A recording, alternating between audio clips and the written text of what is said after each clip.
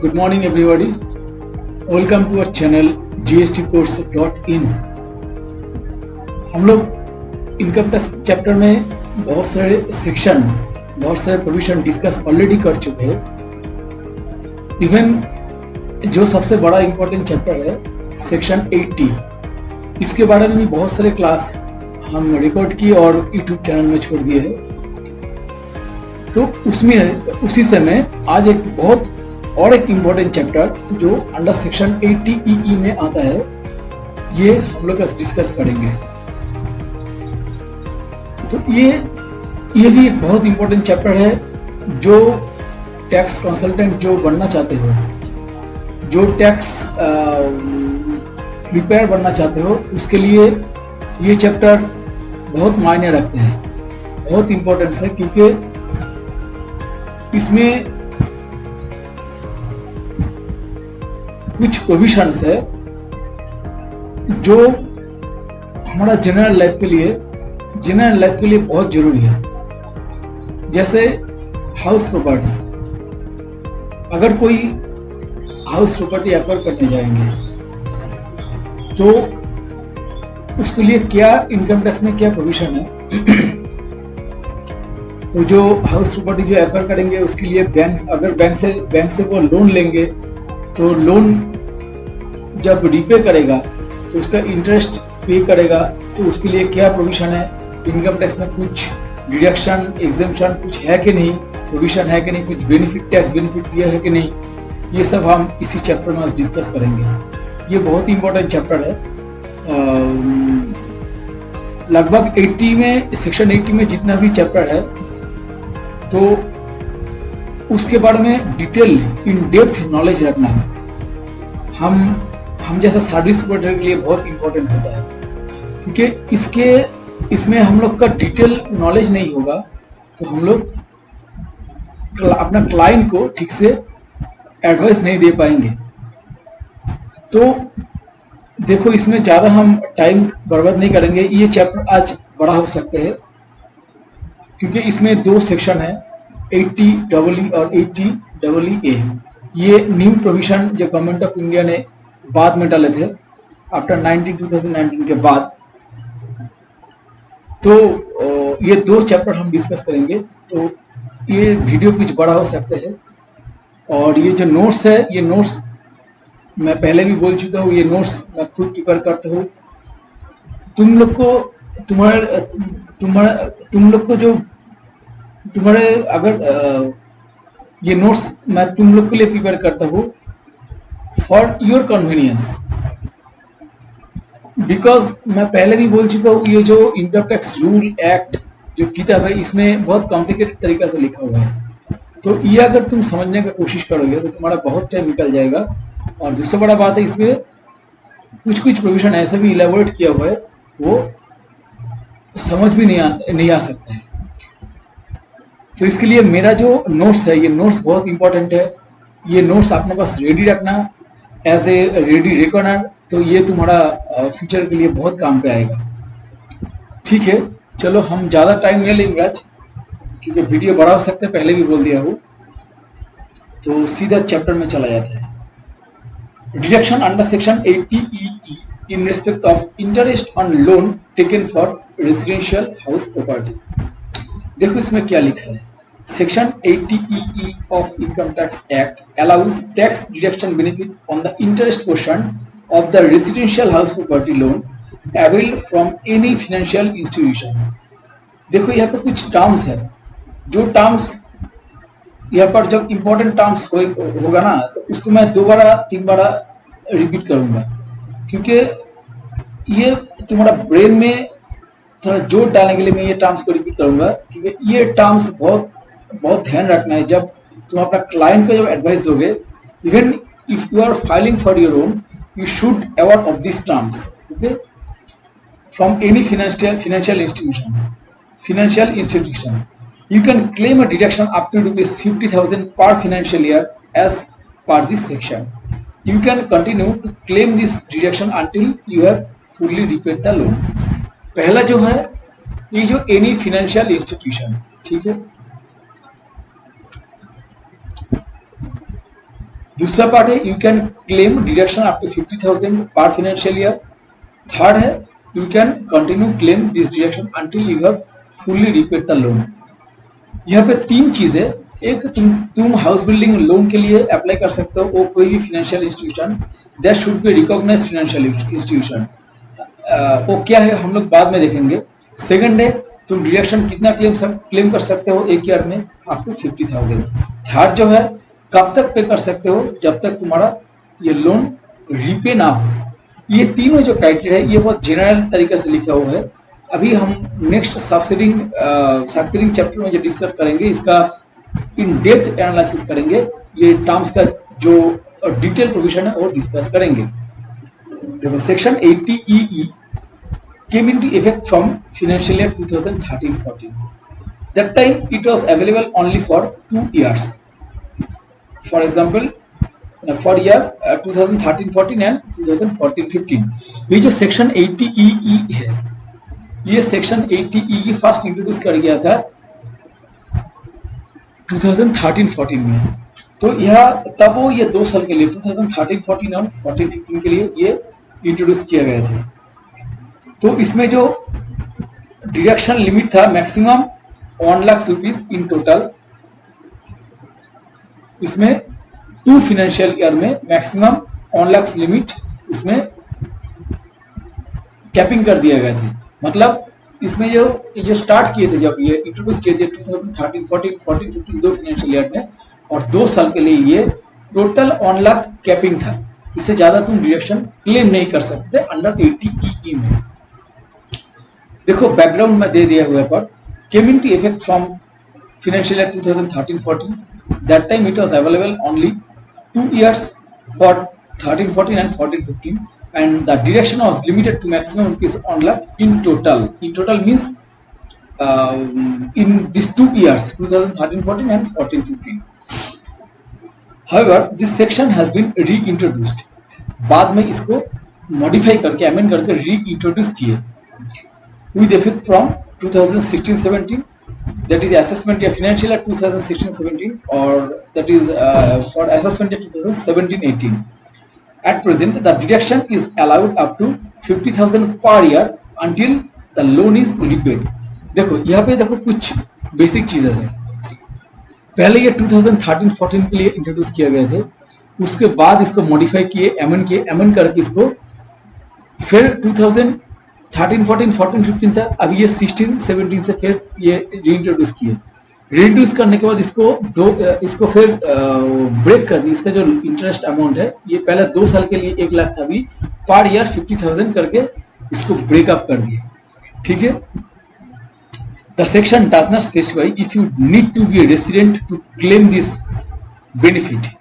तो तुम्हारा रेसिडेंटशिप के बारे में इसमें कुछ ज्यादा कुछ भी अलग से प्रोविजन नहीं है। मतलब तुम रेसिडेंट ऑफ इंडिया हो या एनआरआई हो, इसके लिए कुछ भी फर्क नहीं पड़ेगा। तो ये हम डिस्कशन करेंगे, सब्सिक्वेंट चैप्टर में डिस्कशन करेंगे।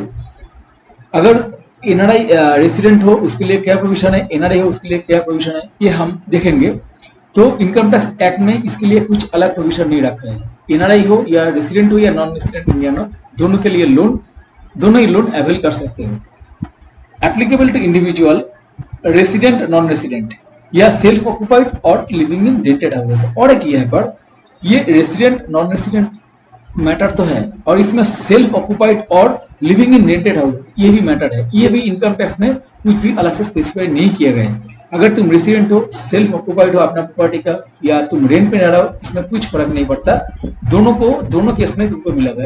या तुम नॉन रेसिडेंट हो, इसमें भी तुम सेल्फ ऑक्युपाइड हो या तुम्हारा जो प्रॉपर्टी सेल्फ ऑक्युपाइड हो, या तुम रेंट पे रह रहे हो, इसमें भी कुछ अलग से स्पेसिफाई नहीं किया गया। तो दोनों केस में ये दोनों जो केस है रेसिडेंट नॉन रेसिडेंट, और इसका जो कंडीशंस है सेल्फ ऑक्युपाइड और लिविंग इन रेंट, ये दोनों कंडीशन में इसका डिडक्शन मिलेगा।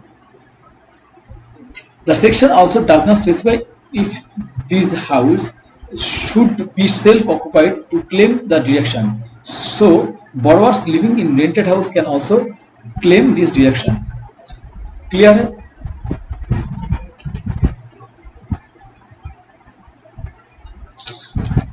Moreover, individual can claim the deduction for the house purchases jointly or singly.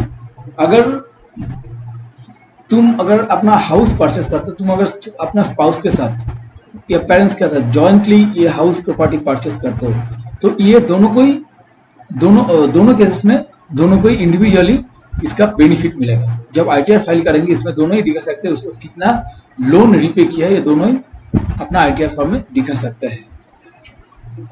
अभी देखो इसका बहुत सारे कंडीशंस है, इसको मैं एक समराइज चार्ट बना दिया हूँ। इसको थोड़ा छोटा कर देता हूँ तो मेरा ख्याल से ठीक होगा।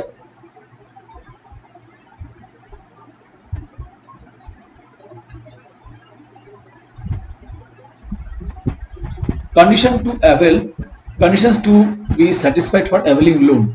ये लोन हाउस बिल्डिंग लोन बा हाउस लोन जो है, ये लोन लेने के लिए क्या क्या कंडीशन, क्या क्या क्राइटेरिया होना चाहिए जो उसको फुलफिल करना चाहिए। इसके सिवा उसको लोन नहीं मिलेगा। अगर लोन मिलेगा भी उसको इनकम टैक्स डिडक्शन में क्लेम नहीं कर सकते। देखो क्राइटेरिया क्या है।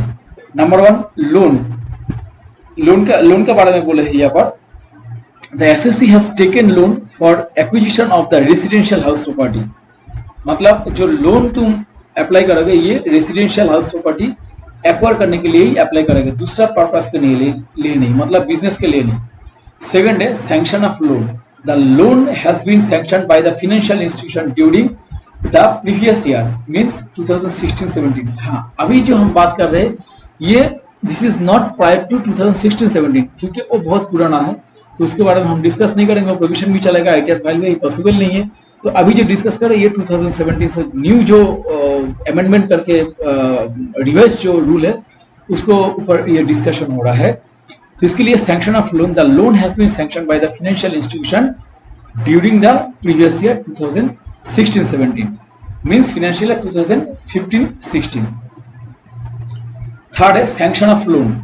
The loan has been sanctioned by the financial institution during the previous year 2016-17। ये जो लोन सैंक्शन जो लोन है, थर्ड है फाइनेंशियल इंस्टीट्यूशन। तुम लोन कहाँ से अप्लाई कर सकते हो। ऐसा नहीं तुम मार्केट में चला गया, किसी से लोन ले लिए, भाई मुझे लोन दे दो, ये दे दो। मेरा फ्रेंड से ले लिए, भाई मुझे लोन दे दो, मेरा घर के लिए घर बनाना है। तो ऐसा नहीं, तुम कहीं से भी तुम लोन रेस कर लिया, तुमको डिडक्शन मिल जाएगा। मैं पहले भी बोल चुका, लोन तुम कहीं से भी ले सकते हो, लेकिन इनकम टैक्स रिटर्न में अगर तुमको डिडक्शन क्लेम करना है तो ये क्राइटेरिया फॉलो करना है। Financial institution means the loan has been sanctioned by the recognised financial institution. Recognised financial institution क्या है, उसका क्राइटेरिया क्या है। Financial institution means a banking company to which the Banking Regulation Act 1949 applies, including any bank or banking institution referred to section 51 of the Act or Housing Finance Company। ये बहुत बड़ा बात है, ये तुम इतना ध्यान मत देना। मतलब जहां से भी लोन लेना तो वो रिकॉग्नाइज्ड होना चाहिए अंडर ये बैंकिंग रेगुलेशन एक्ट में, और उसका जो सेक्शन 51 में वो उसके अंडर उसको रिकॉग्नाइज होना चाहिए। ऐसे तुम बैंक में जाकर पूछ लिया भाई तुम्हारा आपका रजिस्ट्रेशन का कागज दो, ऐसे नहीं देगा। तो नॉर्मली सेफ है, कोई बैंक से लोन लेना ये सेफ है। दूसरा है housing finance company. Housing finance company means ये भी एक पब्लिक कंपनी फॉर्म और registered in India with the main object of carrying the on the business of providing long term finance for construction and purchase of house in India for residential purposes. जो भी हो, मतलब यहाँ पे जो summary है, तो तुम हाउसिंग फाइनेंस इंस्टीट्यूट जो है, मतलब LIC housing finance institute, bank का जो हाउसिंग फाइनेंस का जो ब्रांचेस है उससे भी तुम ले सकते हो, वो एकदम पूरा सेफ रहेगा। 4 number value of residential property. Residential property का वैल्यू कितना होना चाहिए। The value of residential house property does not exceed 50 lakh. Residential property का वैल्यू कितना होना चाहिए, ये मैं और एक बार रिपीट कर रहा हूँ। ये वैल्यू ऑफ रेसिडेंशियल प्रॉपर्टी, ये जो वैल्यू है, वैल्यू को मैं थोड़ा बोल्ड कर देता हूँ, क्योंकि ये बाद में मेरा नेक्स्ट चैप्टर में काम ये रेफर करना पड़ेगा, काम पे आएगा। वैल्यू ऑफ रेसिडेंशियल प्रॉपर्टी वो 50 लाख तक होना चाहिए। 5 जो कंडीशन है, नो अदर रेसिडेंशियल प्रॉपर्टी, उसका नाम पे कोई अदर रेसिडेंशियल प्रॉपर्टी नहीं होना चाहिए। ठीक है, कब तक, from which date the SSC does not own any residential house property on the date of sanction of loan। जब तुम्हारा लोन सैंक्शन हो जाएगा तो उसी उसी डेट तक, उसी on the date of sanction of loan, उसी डेट तक तुम्हारा नाम पे कोई दूसरा प्रॉपर्टी नहीं होना चाहिए। The SSC does not own any residential house property on the date of sanction of loan.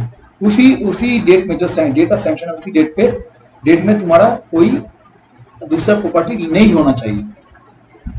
Number 6, the income loan, the home loan average should be ₹35 lakh.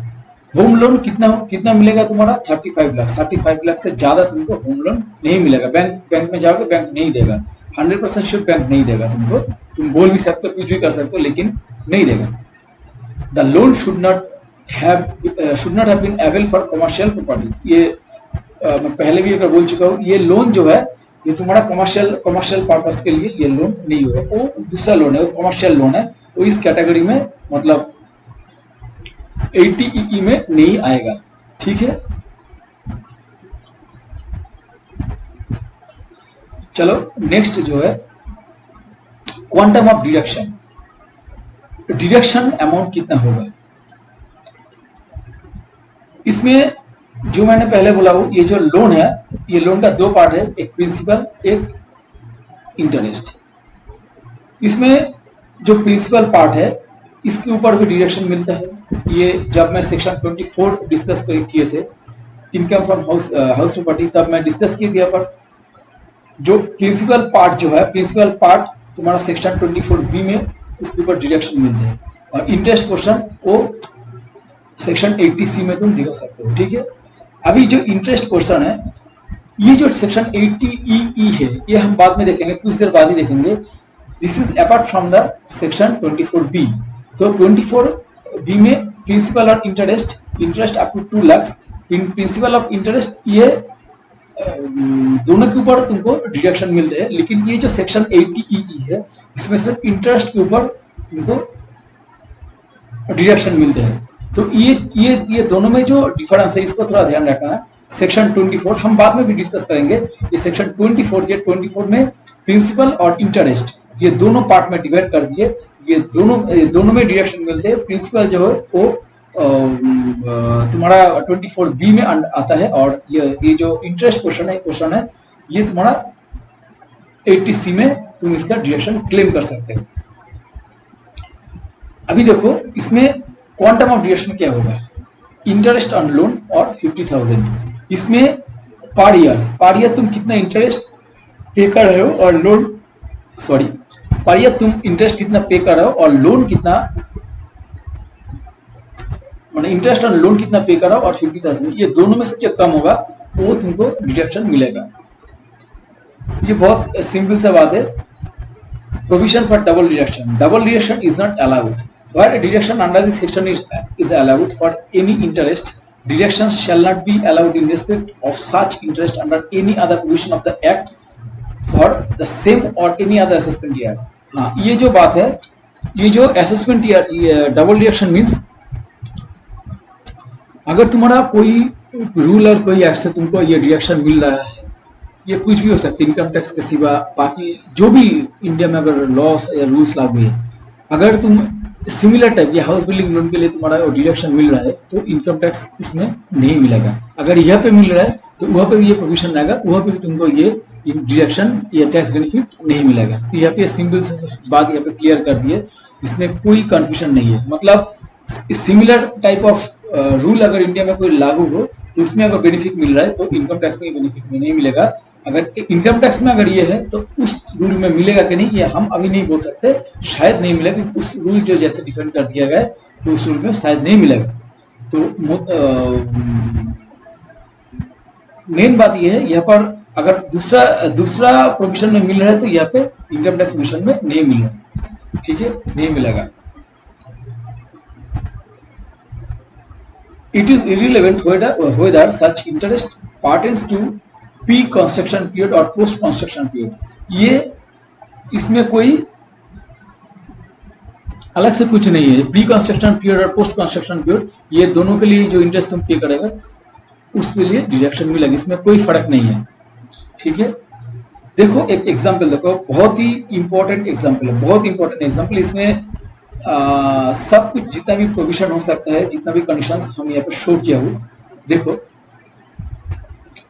ये एसएससी है, date of sanction of loan है, ये जो criteria जो हम लोग ये इस कलम में क्राइटेरिया है, SSC date of sanction of loan, amount of loan, value of property, other residential property own by the SSC on the date of sanction. ठीक है, SSC date of sanction of loan, amount of loan, value of property, other residential property own by the SSC on the date of sanction and interest for the year, interest for payment year 2018-19, ये उसका criteria है। अभी case 1 2 3 4 5 6 7 का case है। Case 1 में जो है इसका date of sanction of loan देखो अक्टूबर 16 में, केस 2 में अक्टूबर, ये सभी केस में अक्टूबर 16 में, ये जो केस 6 ये अक्टूबर 15 में। इसका क्या है बाद में देखेंगे हम लोग। अमाउंट ऑफ लोन यहाँ पे 30 lakh, 20 lakh, 40 lakh, 20 lakh, 10 lakh, 20 lakh, 20 lakh. Value of property 40 lakh, 55 lakh, value of property, याद रखना वैल्यू ऑफ प्रॉपर्टी, ये बाद में हम लोग देखेंगे। 40 लाख, 55 लाख, 50 लाख, 35 लाख, 35 लाख, 35 लाख, 35 लाख। अभी देखो ये जो वैल्यू ऑफ प्रॉपर्टी इस रो में देखो, सीधा सीधी बोलो इसमें किसको एग्जम्पशन मिलेगा, एकदम सीधा बात है, किसको एग्जम्पशन मिलेगा इसमें, सॉरी किसको एग्जम्पशन नहीं मिलेगा इसमें। ये जो है रुपीज 55 लाख इसको एग्जम्पशन में नहीं मिला क्योंकि वैल्यू ऑफ प्रॉपर्टी का, सॉरी कैंसिल, ये जो वैल्यू ऑफ प्रॉपर्टी जो है इसमें किसको नहीं मिलेगा, ये सीधा बात है। 55 लाख जिसका वैल्यू ऑफ प्रॉपर्टी है वो एक्वायर करना चाह रहे, इसको नहीं मिलेगा क्योंकि हमारा जो क्राइटेरिया है value of property should be does not exceed 50 lakh, up to 50 lakh तक तुम्हारा वैल्यू ऑफ प्रॉपर्टी होना चाहिए। तो ये सेकंड केस में तुमको इनकम टैक्स बेनिफिट नहीं मिलेगा, बाकी सब में मिलेगा कि नहीं मिलेगा बाद में देखेंगे हम लोग। देखो केस 1 है, केस 1 में क्या है, उसका date of sanction of loan October 16, amount of loan कितना 30 लाख, अमाउंट ऑफ लोन मुझे कितना होना चाहिए, अमाउंट ऑफ लोन तुम्हारा अमाउंट ऑफ लोन 35 लाख, ये क्राइटेरिया है। तो अमाउंट ऑफ लोन ये क्राइटेरिया में फुलफिल कर गया, मतलब 30 लाख 35 लाख के नीचे ही है। वैल्यू ऑफ प्रॉपर्टी 40 लाख, जो अभी बोले ये 50 लाख के नीचे होना चाहिए, तो 50 लाख के नीचे है, 40 लाख है। Other residential property status, if he possesses other residential property no, तो इसके इंटरेस्ट कितना पे आउट कर रहा है, तो 1.2 लाख, 1.20 लाख, तो इसको डिडक्शन कितना मिलेगा, रुपीज 50,000 इसको डिडक्शन मिलेगा। तो इंटरेस्ट तो जितना भी पे कर सकते हैं पे करो, लेकिन ये तुम्हारा 80 में तुमको ये 50,000 मिलेगा। हाँ, अभी जो ये एक्सेस जो 70,000 है, तो तुम क्या बोलना चाहते हो, ये 70,000 तुमको नहीं मिलेगा, अपना पॉकेट से देना पड़ेगा, ऐसा नहीं है। Government of India income tax department में ये लोन को अवेल करने के लिए, ये लोन सर्कुलेशन इंक्रीज करने के लिए ये 80EE जो है ये additional section apart from the section 24B जो मैं पहले भी बोला हूँ, ये 24B से कुछ अलग है जिसमें इंटरेस्ट के ऊपर से डिडक्शन मिलते हैं। तो ये जो है और 20 ये जो एक्स्ट्रा 70,000 जो है इसके ऊपर उसको डिडक्शन मिलेगा, कहाँ पे मिलेगा, सेक्शन 24B में मिलेगा। देखो यहाँ पर मैं डिस्क्राइब कर दिया हूँ, SSC can claim deduction ₹50,000 under section 80EE and ₹70,000 that is in excess of 1.20 lakhs minus 50,000। हाँ, वो कहाँ पे मिलेगा, अंडर सेक्शन 20B में उसको ये बेनिफिट मिलेगा। वहाँ पे क्या, कहाँ पे मिलता है, देखो ये जो है, ये देखो ये जो इनकम फ्रॉम हाउस प्रॉपर्टी, यहाँ पे तुमको बेनिफिट मिलेगा। ठीक है, अभी जो इनकम फ्रॉम हाउस प्रॉपर्टी हम कैलकुलेट करते हैं, इसका देखो कंपटीशन ऑफ जो फार्मूला जो है, ये उसका कंपटीशन फार्मूला है। ग्रॉस एनुअल वैल्यू जितना होगा, म्युनिसिपल टैक्स उससे लेस होगा, उसके बाद तो नेट एसेट वैल्यू होगा, तो उसके बाद लेस डिडक्शन अंडर सेक्शन ये 24B में जो है, ये भी ये 24B में जो तुमको डिडक्शन मिलेगा, यहाँ पे तुमको दिखाना पड़ेगा। तो ये जो इंटरेस्ट है यहाँ पर आपको 2 लाख तक तुम्हारा यहाँ पर तुमको ये डिडक्शन का प्रोविजन है। तो 50,000 यहाँ पर दिखा सकते हो 80EE में, और बाकी जो 70,000 है वो तुम 2 लाख के ऊपर दिखा सकते हो, आप 2 लाख से ऊपर क्लेम कर सकते हो। मतलब ये जो है 80E है, ये अपार्ट फ्रॉम द 2 लाख, वहां पर 2 लाख दिखा सकते हो, यहाँ पे भी 50,000 इंटरेस्ट तुम दिखा सकते हो। ये एडिशनल बेनिफिट है। केस 2 में देखो, लोन सैंक्शन हुआ था कब? नवंबर 16 में। अमाउंट ऑफ लोन ₹20 लाख है, वैल्यू ऑफ प्रॉपर्टी 55 लाख। तो यहाँ पे बोलो क्या मिलेगा? यहाँ पर ये कंडीशन फिलअप नहीं हो रहा है, ये वैल्यू ऑफ प्रॉपर्टी 50 लाख होना चाहिए, तो 55 लाख यहाँ पे उसका बेनिफिट नहीं मिलेगा। चलो बाकी देखने का जरूरत नहीं है। केस 3 में देखो, अक्टूबर 16 में इसका लोन सैंक्शन हुआ था, अमाउंट ऑफ लोन 40 लाख। ये क्या मिलेगा? क्योंकि अमाउंट ऑफ लोन 35 लाख होना चाहिए, तो यहाँ पे भी इसको नहीं मिलेगा। एक वैल्यू ऑफ प्रॉपर्टी इसका 50 लाख में ही है, उसका लिमिट विद इन लिमिट में ही है, लेकिन इसको अमाउंट ऑफ लोन 40 लाख से उसको ये डिडक्शन नहीं मिलेगा। केस 4 में देखो ₹20 लाख और यहाँ पर ₹35 लाख। तो इसमें क्या है, उसका नाम पे आदर्श रेसिडेंशियल प्रॉपर्टी है, तो इसको क्या डिडक्शन बेनिफिट मिलेगा? नहीं मिलेगा। अगर कोई प्रॉपर्टी हो date of sanction of loan के टाइम पे, जो पहले बोला date of sanction of loan के टाइम पे तुम्हारा कोई प्रॉपर्टी हो, तो उसको टैक्स बेनिफिट मतलब deduction benefit under section 80E में नहीं मिलेगा। केस 5, यहाँ पर देखो date of sanction of loan जो एक ही है अक्टूबर 16 में, amount of loan 10 lakh, value of property 35 lakh. ये दोनों क्राइटेरिया फुलफिल कर गया। और थर्ड क्राइटेरिया जो रेसिडेंशियल प्रॉपर्टी उसके नाम पे as on date of sanction of loan इसके है कि नहीं है, तो उसका इंटरेस्ट कितना पे आउट कर रहा है? 40,000। उसको का बेनिफिट मिलेगा कितने मिलेगा?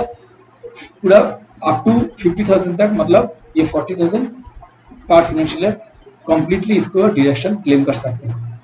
नेक्स्ट देखो, ये date of sanction of loan ये अक्टूबर 15 में है, इसको क्या बेनिफिट मिलेगा? नहीं मिलेगा। अंडर सेक्शन 80E के में इसको बेनिफिट नहीं मिलेगा, क्योंकि इसका जो क्राइटेरिया था इसमें 2000 मतलब इसको 2016-17 प्रीवियस ईयर के लिए, मतलब प्रीवियस ईयर्स में ये होना चाहिए, ये date of sanction of loan.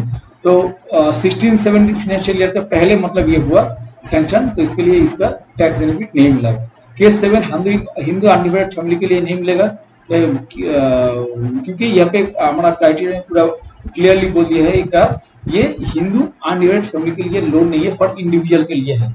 ये जो टैक्स बेनिफिट है वो HUF फैमिली मेंबर ये लोन भी ले सकते हैं, क्लेम भी कर सकते हैं, लेकिन उसको टैक्स बेनिफिट नहीं मिलेगा इनकम टैक्स डिपार्टमेंट में। अगर री वेरीफाई जब होगा तो उसको ये बेनिफिट कैंसिल किया जाएगा।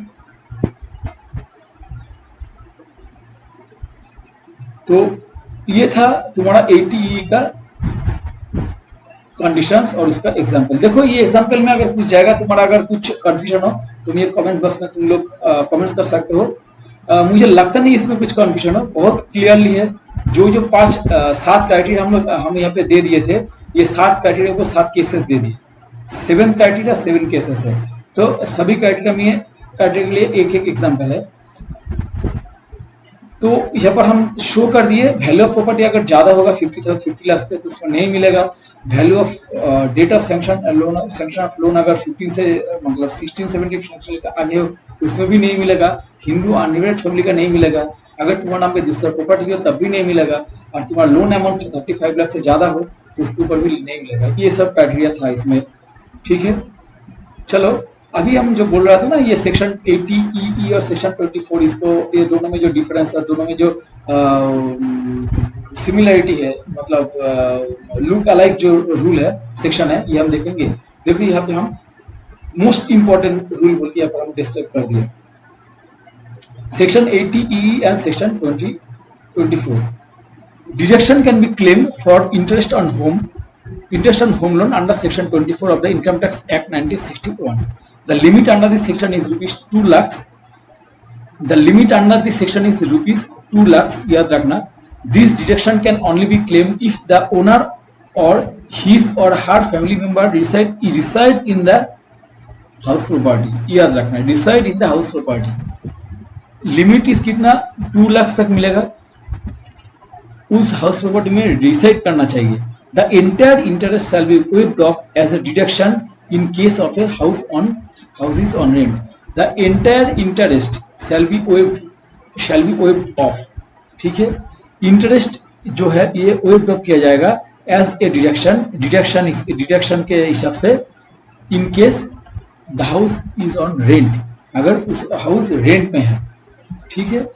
If on is avail to meet the condition of the both the section 24 and section 80 the individual can avail benefit under section 2।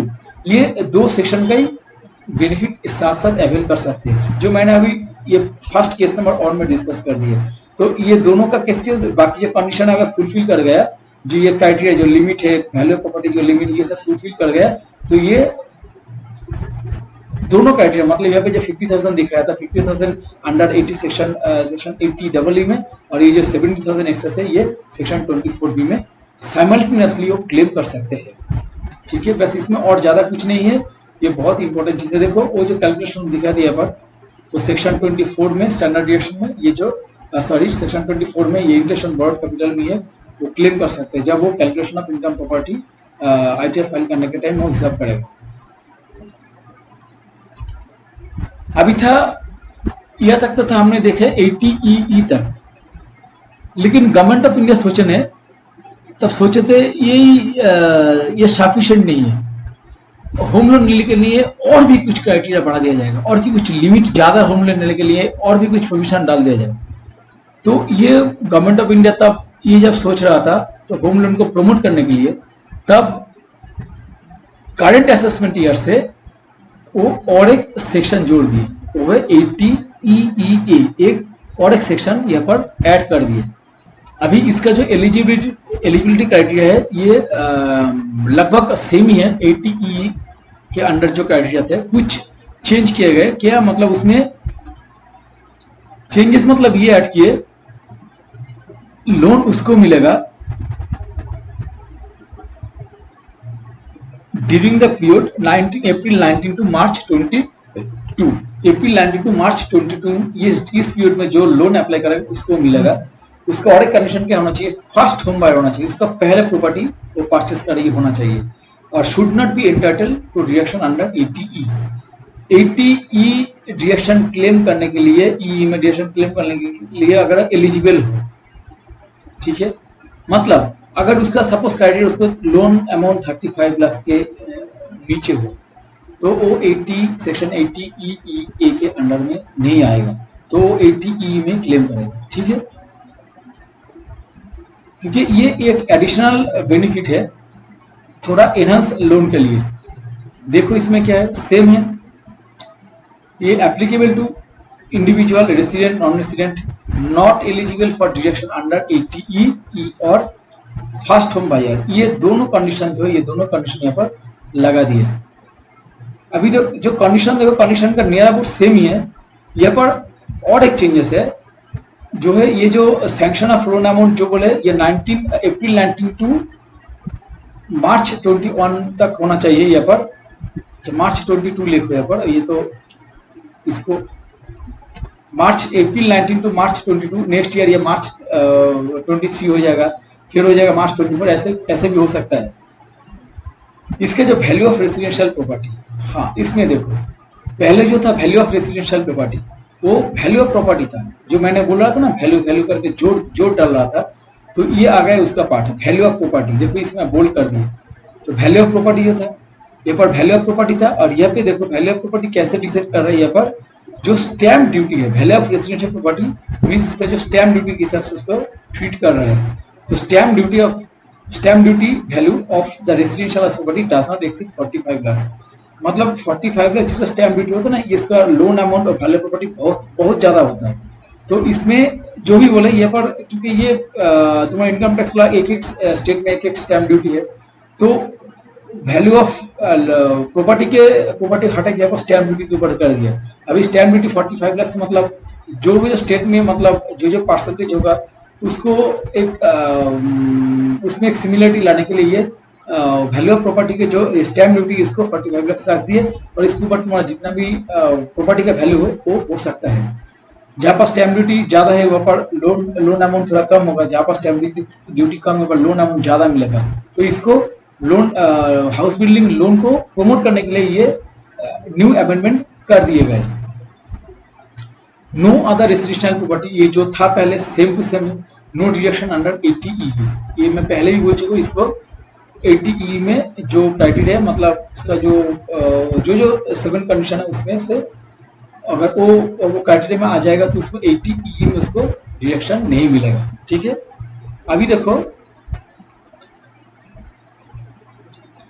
Quantum of deduction interest on loan और 1.5 लाख। देखा 1.5 लाख पहले कितना था, देखो 50,000 था इंटरेस्ट ऑन लोन और 50,000 per year.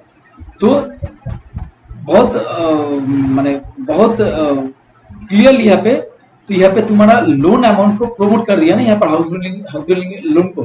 यहाँ पे पहले जो लोन इंटरेस्ट अमाउंट 50,000 था, अब ये मैक्सिमम कर दिया 1.5 लाख तक, मतलब तुम यहाँ पे और ज्यादा होम लोन ले सकते हो। तो यहाँ के प्रमोशन ऑफ होम लोन को यहाँ पर इनडायरेक्टली नहीं, यहाँ पर प्रमोशन होम लोन को यहाँ पर प्रमोट कर दिया गया। तो यहाँ पे जो होगा इंटरेस्ट ऑन होम लोन और 1.5 लाख, इसमें से जो भी कम होगा उसके ऊपर वो डिडक्शन मिलेगा। प्रोविजन ऑफ डबल डिडक्शन मतलब वो सेम ही है, मतलब अगर कुछ दूसरा रूल और एक्ट में अगर ये प्रोविजन है, मतलब इसका डिडक्शन मिलता है, तो इनकम टैक्स में ये इसका डिडक्शन नहीं मिलेगा। एग्जाम्पल देखो, वो जो 7 क्राइटेरिया थे, यहाँ पर एक क्राइटेरिया कम है, 6 क्राइटेरिया है। वो 6 क्राइटेरिया हम यहाँ पर डिस्क्राइब कर दिए। एसएससी जो है, मतलब देखो पहला केस में है जो देखो ये उसका जो 2.20 लाख उसका जो इंटरेस्ट है, उसको यहाँ पे कितना मिलेगा 1.5 लाख। 1.5 लाख मिल रहा है, मतलब ये 80E में अगर तुम्हारा 50 लाख तक तुमको 50,000 तक मिलेगा, तो वो 50,000 तक उस 80E में तुम कर सकते हो। यहाँ पे आने का, यहाँ पे घुसने का जरूरत नहीं है। अगर उससे 50,000 से ज्यादा हो, तुम 80E छोड़ दो तो 80E में आ जाओ। लेकिन तुम्हारा एंट्री पॉइंट जो है ये अप्रैल 19 टू मार्च 20 तक होना चाहिए। बहुत अच्छा से याद रखना, अगर 80E में तुम क्राइटेरिया फुलफिल कर गया, अगर तुम्हारा loan of sanction date of sanction of loan तुम्हारा वो 19 तक होना चाहिए, माने वो जो क्राइटेरिया जो था 19 तक होना चाहिए, अप्रैल 19 से, सॉरी ये जो 16-17 से तुम्हारा क्या दिखा था बोलो, यहाँ पर ये जो 16-17 से 18-19 तक अगर loan date of loan of sanction of loan ये ऐसा है, तुम 80E में आ सकते हो।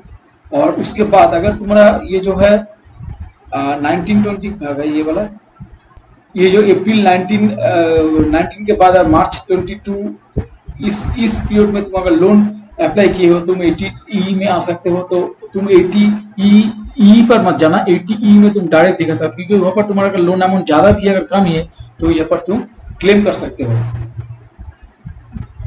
तो देखो यहाँ पर लोन अमाउंट जो है तो तुम्हारा 40,000 है, सर स्टैम्प ड्यूटी वाले 40 लाख है। तो इसका जो इंटरेस्ट पर ईयर है 2.20 लाख है। तुम यहाँ पर 80 डिडक्शन अंडर 80E में तुम दिखा सकते हो, 80E में तुम दिखा सकते हो 1.5 लाख जो है, और बाकी ये 70,000 है तुम 24B में जैसे पहले दिखाया था ऐसे भी क्लेम कर सकते हो। ये सेकंड केसेस है कि स्टैम्प ड्यूटी वाले 55 लाख, तो यहाँ पे तुमको नहीं मिलेगा। थर्ड केसेस है तुम्हारा जो लोन अमाउंट जो है, यहाँ पर इंटरेस्ट लोन अमाउंट कितना मिलेगा तुमको, तो यहाँ पे तुमको थर्ड केसेस में तुमको लोन अमाउंट जो है तुम्हारा 1.5 लाख है, 150 लाख है। तो यहाँ पर थर्ड केसेस में तुम्हारा लोन इंटरेस्ट और लोन अमाउंट कितना हो रहा है 1.20 लाख। तो ये 1.20 लाख का पूरा डिडक्शन मिलेगा। यहाँ पे कोई मतलब अदर कंफ्यूजन नहीं होना चाहिए। अभी केस 4 जो है, केस 4 में देखो यहाँ पर लोन अमाउंट कितना है, sorry amount of loan 30 lakh, stamp duty वाले 35 लाख। ये दोनों तो फुलफिल कर गया, लेकिन आधा रेजिस्ट्रेशन प्रॉपर्टी उसका नाम पे रजिस्टर्ड है, तो उसको क्या मिलेगा, नहीं मिलेगा। ये केस 5 में देखो, ये date of sanction of loan 18 में, मतलब वो पहले है, वो जो अप्रैल 19 का पहले है, तो यहाँ पर भी ये कंडीशन मतलब उसको फेल कर गया, तो इसको डिडक्शन बेनिफिट नहीं मिलेगा। और 6 केसेस है हिंदू अनडिवाइडेड फैमिली, वो तो पहले ही, तो यहाँ पर भी वो क्राइटेरिया फेल कर गया, तो उसको यहाँ पर डिडक्शन नहीं मिलेगा। तो देखिए यहाँ पर 6 जो केसेस है, यहाँ पर सारे के सारे केस मैं पूरा इलेबोरेट कर दिया हूँ। ये सिर्फ याद रखना पड़ेगा 80EE और 80EE है जो है, इसका जो date of sanction of loan, इसका date of sanction of loan 80EE के अंडर में उसका अप्रैल 19 टू मार्च 19 तक, मार्च 22 तक होना चाहिए। और इसका पहले जो पीरियड है मतलब जो 16 मार्च 17 प्रीवियस ईयर से होना चाहिए, तो उसको 80 EE में उसको दिखाना पड़ेगा। तो हमारा ये अभी इतना लेट फाइलिंग हमारा पास नहीं आएगा, तो हम लगभग 80 EE वाला में चला जाएंगे, ठीक है। तो इसमें जो भी इसमें होम लोन इसने प्रमोट माने और भी ज्यादा होम लोन के लिए प्रमोट किया है गवर्नमेंट ऑफ इंडिया ने। तुम होम लोन लो, बाड़ी बनाओ, खुश रहो, हाँ जो भी हो। तो यहाँ पर 1.5 लाख और 24 वीक में 7 lakh, sorry up to 2 lakh, मतलब टोटल 3.5 लाख का डिडक्शन का प्रोविजन गवर्नमेंट ऑफ इंडिया ने दोनों प्रोविजन 24 और सेक्शन 80 EE में प्रोवाइड कर दिए, ठीक है। बस यही था आज का क्लास। तो मेरा ख्याल से हो सकता है बीच बीच में कोई रिपीटेशन हो, इसको थोड़ा क्लास को बार बार देखना और नोट्स को सामने रख के क्लास देखना, क्योंकि ये पॉसिबल नहीं है जो मतलब जो रिकॉर्ड जो कर रहा हूँ इसमें मतलब फ्लॉलेस रिकॉर्डिंग किसी का पॉसिबल नहीं है, क्योंकि ये मैं खुद अपना रिकॉर्डिंग भी अपना करता हूँ, एडिटिंग भी अपना करता हूँ। इसलिए मैं बोलना चाह रहा हूँ अगर इसको थोड़ा ध्यान से देखना और ये नोट के साथ देखना, मेरा ख्याल से ये पूरा का पूरा कंप्लीट नॉलेज आ जाएगा। ये दोनों हाउस बिल्डिंग लोन के लिए जो प्रोविजन है, इसके बाद भी अगर थोड़ा कंफ्यूजन हो और कुछ भी कंफ्यूजन हो, तुम मेरा कमेंट्स बॉक्स में या मुझे डायरेक्ट फोन करके, मेरा नंबर जो है इस नंबर में फोन करके तुम क्लैरिफाई कर लेना। इसके लिए मैं फ्री हूँ, कोई मतलब ये नहीं है। तो अच्छा से टैक्स फाइलिंग करना सीखो, अपना करियर डेवलपमेंट करो, ग्रोथ करो, एक बहुत बड़ा टैक्स कंसल्टेंट बन जाओ, ठीक है। Good bye.